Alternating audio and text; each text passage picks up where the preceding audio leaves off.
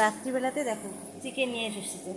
এখন এই চিকেন রান্না করতে হবে। এখন 10:30টা বাজছে। এখন চিকেন রান্না করতে মিনিমাম ধরো 11টা। তারপরে কখন খাবে তা ঠিক। চিকেনকে পুরো ম্যারিনেট করে রাখা হয়েছে। এখানে আলু ভেজে দিয়েছি, কিছু আলু দেবো কারণ আলু খেতে ভালোবাসি চিকেনে।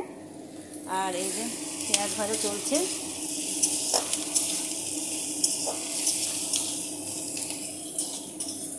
এবার এগুলো পেস্ট করতে দেবো,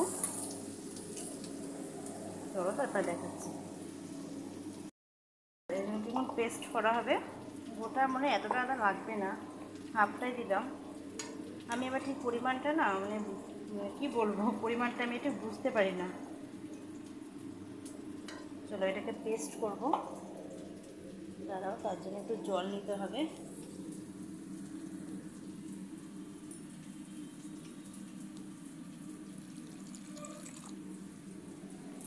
জল নিয়ে নিলাম।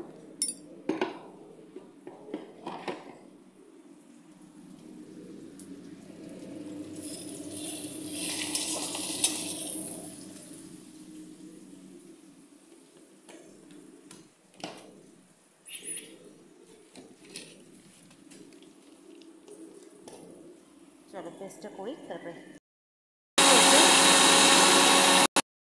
হয়ে গেছে।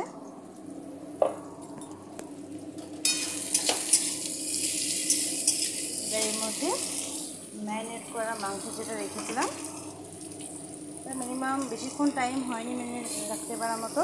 তোমার ওই 10 থেকে 15 মিনিট রাখা হলো। একটু বেশি রাখলে আরও ভালো হয়।